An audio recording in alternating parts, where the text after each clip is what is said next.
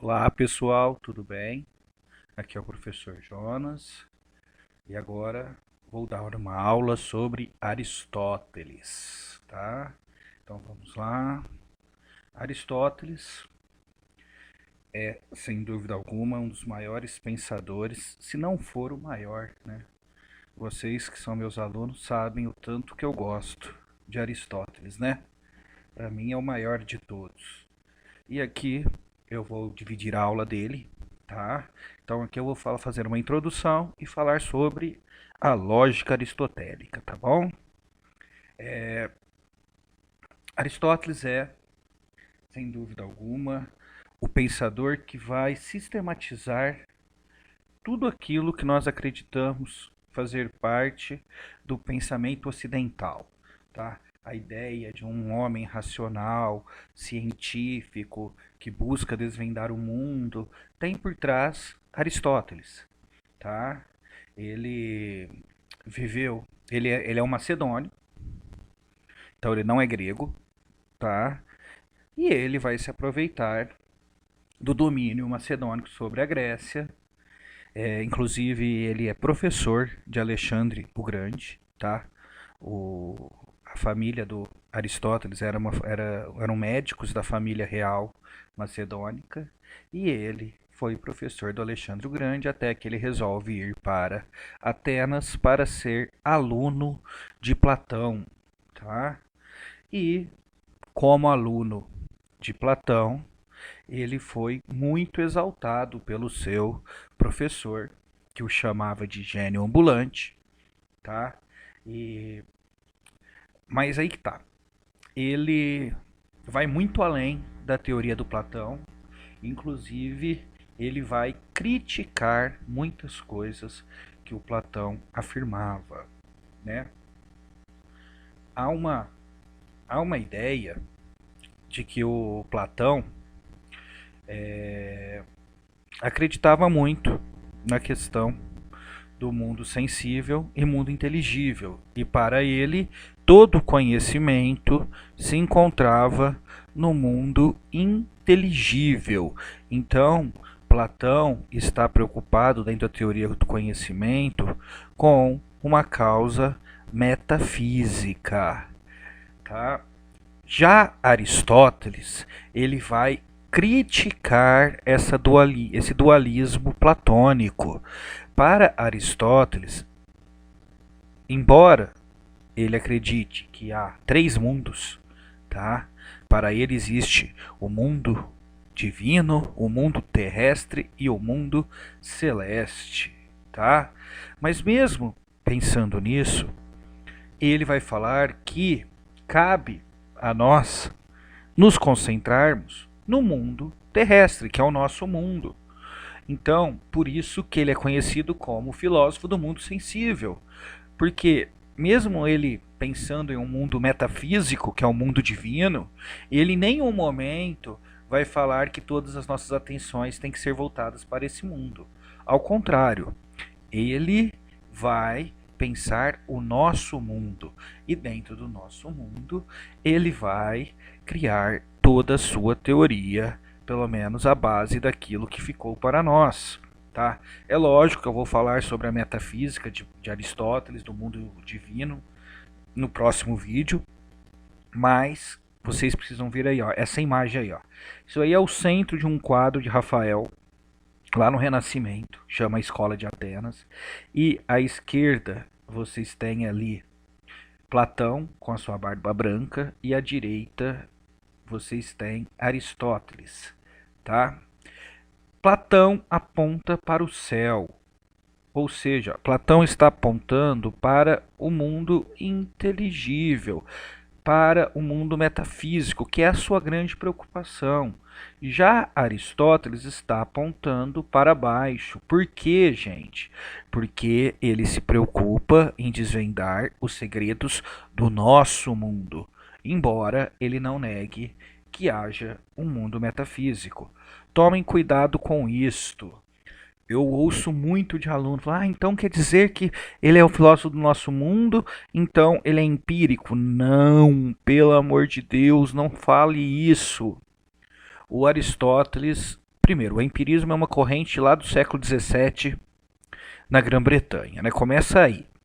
Mas ele não pensa o mundo sensível da mesma forma que o Platão pensa.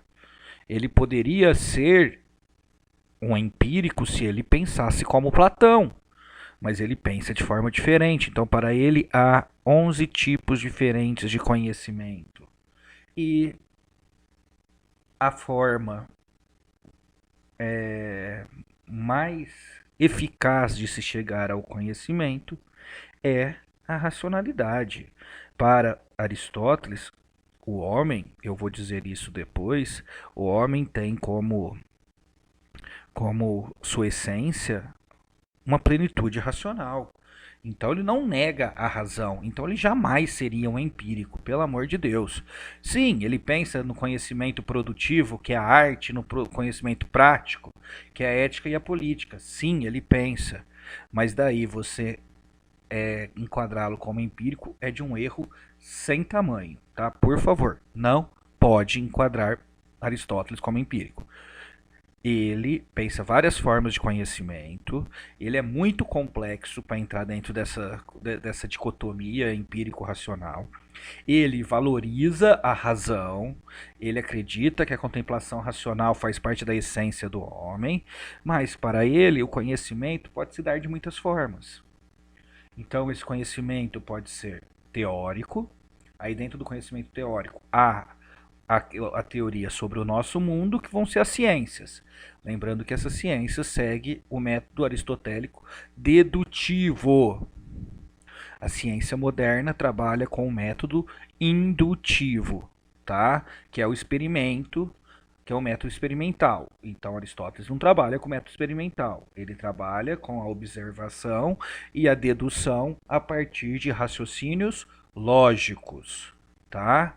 E também no teórico entra o conhecimento metafísico, que é o conhecimento sobre aquilo que ele denomina como mundo divino, tá? Já o produtivo, ele vai falar sobre a arte, depois eu explico isso também. Ele pensa a arte como uma forma de gerar conhecimento, coisa que o Platão não acredita. E o conhecimento prático é o que mais cai no vestibular e é a ética, que é individual, e a política, que é coletiva. Eu também vou explicar isto depois num próximo vídeo, tá? Aqui é só uma introdução, eu só estou explicando aqui, citando as principais formas de conhecimento para Aristóteles. Por quê? Porque eu quero chegar na lógica. Então, ele trabalha com método dedutivo e dentro desse método dedutivo, ele vai utilizar a lógica para que o seu conhecimento seja válido. Então, a lógica, para Aristóteles, é uma ferramenta dentro do conhecimento. Alguns tratam a lógica como um ramo do conhecimento. Como um ramo da filosofia. Aristóteles pensa a lógica como uma ferramenta para se chegar ao conhecimento, tá? Então, como que ele vai chamar essa lógica? De silogismo categórico. É o nome que ele dá. E tomem cuidado. O silogismo categórico trabalha com a validade do raciocínio. Ou seja, o meu raciocínio é coerente, o meu raciocínio é válido, ou o meu raciocínio é uma falácia. A falácia é o raciocínio que não é válido. Seria aquilo que nós conhecemos também lá nos sofistas como sofismos, tá? Então, a primeira conclusão que você tem que chegar aqui e é onde o vestibular pode te pegar. A UFO adora perguntas de lógica. Verdade é diferente de validade. A lógica trabalha com a validade. A verdade é um juízo, tá? E dentro da lógica aristotélica, você vai ter duas premissas e uma conclusão. Então, depois eu vou explicar melhor, mas é só para completar aquele meu raciocínio lá. Eu estou falando que a verdade é diferente da validade. Então, o que ele busca? Ele busca uma conclusão válida para as suas premissas, que seriam as duas primeiras frases.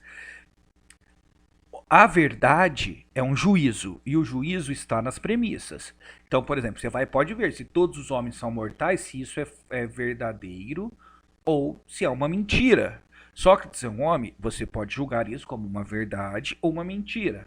Mas não é isto que Aristóteles busca dentro do silogismo dele. Ele quer saber se ele falar que todos os homens são mortais, Sócrates é um homem, logo Sócrates é mortal, se esse tipo de raciocínio é lógico, se é válido. Então, nós vamos buscar a validade dentro do silogismo categórico de Aristóteles. Por isso que tomem cuidado, verdade é diferente de validade, tá? Ele trabalha com três princípios, a lógica, de forma geral, trabalha com três princípios básicos. O primeiro é o princípio de identidade, ou seja, A é igual a A. A não pode ser igual a B ou A igual a C. A sempre será igual a A. É uma coisa lógica, tá? Princípio de não contradição. Nenhum enunciado pode ser válido e inválido ao mesmo tempo, ou se você trabalha com juízo, ser verdadeiro e falso ao mesmo tempo, tá? E terceiro excluído, sempre vai ser válido ou inválido, não tem como ser válido e inválido ao mesmo tempo, ou ter uma terceira opção. Então, o terceiro excluído completa o princípio de não contradição, tá? Então agora vamos para o silogismo do Aristóteles. Então, o silogismo categórico é formado de três frases: a premissa maior, a premissa menor e a conclusão. Esse aqui é o exemplo clássico: todos os homens são mortais, premissa maior. Sócrates é um homem, premissa menor. Sócrates é mortal, é a conclusão. Então vamos lá. A conclusão, ela tem que ser uma consequência das premissas, senão ela será inválida. Como eu sei que uma conclusão é consequência das premissas? Seguindo as regras básicas. A primeira regra da premissa maior, você tira o termo maior na conclusão. E da premissa menor, você tira o termo menor. E ambas as premissas têm o termo médio. Aí fica a dica: comece pelo termo médio. Comece com aquilo que está como termo médio. É a forma mais fácil de você fazer análise. Então você busca o termo médio. O termo médio, você precisa guardar isto. O termo médio é aquele que está nas duas premissas e não está na conclusão. Então, o termo médio aí está na cor laranja. É homem, tá? Tem a palavra homem na premissa maior, tem a palavra homem na premissa menor e não tem a palavra homem na conclusão. Então, aqui nós chegamos a uma das regras do silogismo e aquela que vocês precisam toda hora perceber isto na hora de fazer a sua análise. Item 4. O termo médio nunca entra na conclusão. E item 5. O termo médio deve ser pelo menos uma vez universal. Porque se o termo médio não for pelo menos uma vez universal, o item 3, de duas premissas particulares nada resulta, vai entrar em vigor. Então, o 5 e o 3 é junto. Então, se duas premissas particulares não resultam em nada, uma premissa tem que ser universal. Como você percebe que uma premissa é universal? A partir do termo médio. O termo médio é em uma delas, em uma das duas premissas tem que ser universal, tá? Então, olha lá. O termo médio é homem. Todos os homens é universal. Então, o termo médio é universal em uma das premissas. Logo, você não tem duas premissas particulares. E lembrando aqui que, olha lá, o primeiro item, o silogismo deve ter três termos: o maior, o menor e o médio. Então, vamos lá. O termo médio nós encontramos. Ele é universal em pelo menos uma frase? Sim. Todos os homens. Então, o termo médio, ele não está na conclusão? Também não. Então, vamos procurar agora o termo maior e o termo menor. O termo maior está na premissa maior. Então, tá lá, ó. Todos os homens são mortais. Sócrates é mortal. O termo maior está na premissa maior e na conclusão. Então, a palavra mortal é o termo maior. E o termo menor? Ele está na conclusão e está na premissa menor. A única palavra que sobra é Sócrates. Então, nós seguimos todas as regras e este é um silogismo categórico válido, tá? Além disto, vamos lá. O que mais nós temos que saber? Está dando problema aqui no meu computador bem agora que eu estou terminando a aula. Vamos lá, vamos esperar só um pouco, enquanto isso eu vou falando aqui mais um pouco. O termo maior, aqui eu vou fazer de novo. O termo maior, então, premissa maior. O termo menor, premissa menor. E o termo médio tem nas duas premissas e não tem na conclusão, tá? Outras regras que você precisa saber. Embora, se você conseguir fazer isto que eu te mostrei, você vai fazer 99% dos silogismos categóricos. De duas premissas negativas, nada resulta. Você pode ver que aqui é duas afirmativas. Todos os homens são mortais, Sócrates é um homem. Então, são duas premissas afirmativas. Se tiver duas negativas, está errado. Tá? Outro que eu não falei. Nenhum termo pode ser universal na conclusão sem ser universal nas premissas. Tá? Então, só pode ser universal a conclusão se as duas premissas forem universais. De duas premissas afirmativas não se conclui uma negativa. Então, eu não posso, a partir de todos os homens são mortais, Sócrates é um homem, chegar à conclusão que Sócrates não é um homem ou não é mortal, porque isso não é lógico, vai contra o silogismo.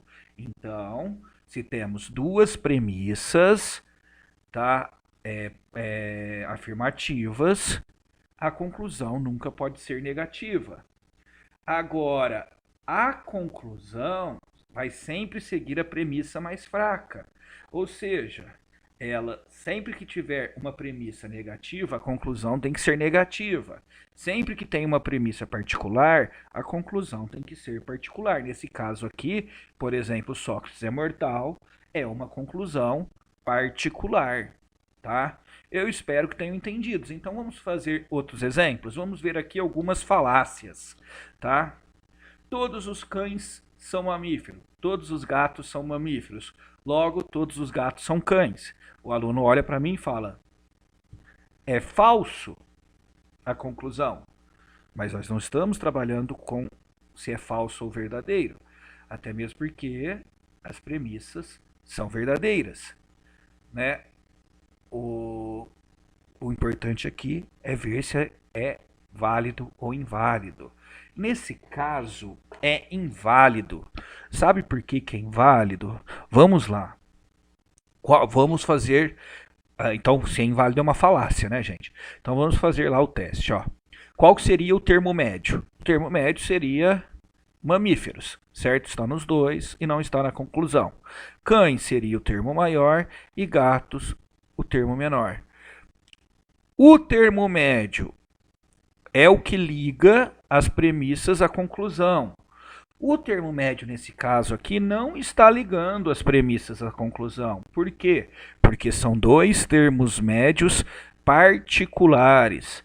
Todos os gatos são algum mamífero. Ou todos os gatos são todos mamíferos. Não está falando que todos os gatos são todos mamíferos. E nem que todos os cães são todos mamíferos. Afinal, se cães são mamíferos e gatos são mamíferos, eles não são todos mamíferos.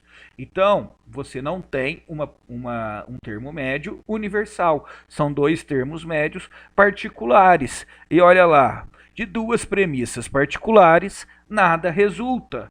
O termo médio deve ser pelo menos uma vez universal. Não seguiu a regra, é uma falácia. Vamos lá agora para a próxima. Isso aqui é aquele trava-língua, né? Todo carro raro é caro, carro barato é raro, logo carro barato é caro. Aqui já tem um princípio de contradição, né? Não tem como carro barato ser caro. Mas vamos lá, vamos seguir a lógica aristotélica. Qual seria o termo médio? Raro. Raro não tem na conclusão, né? E tem nas duas premissas. Então, olha lá. Todo carro raro é caro. Esse carro, todo carro raro é caro. Então, seria, nesse caso, o raro ali é universal. Mas, se você parar para pensar, primeiro, não tem um termo médio muito claro, porque em cima o termo médio teria que ser carro raro e embaixo só raro. Então aí já tem a primeira confusão que mostra um raciocínio não verdadeiro. Mas mesmo assim, quando você pega o termo médio, não existe termo médio. Como que eu chego à conclusão que não existe termo médio? Poderia chegar a partir de todo carro raro em cima e só raro embaixo. Mas uma forma melhor de se chegar a isto, ao erro, é só você perceber que a palavra raro, ela tem dois significados diferentes. Então não há uma única palavra. Todo carro raro é caro. Aqui, o raro é aquilo que é... Todo carro é raro de algo antigo, de uma relíquia, esse carro raro. Já carro barato é raro, é de que carro barato não existe, ou praticamente não existe. Então, são dois sentidos diferentes para a palavra raro. E isto faz com que carro barato é caro seja uma contradição, e você chegou a essa contradição porque simplesmente não há um termo médio nesta frase. É isso, pessoal. Terminamos.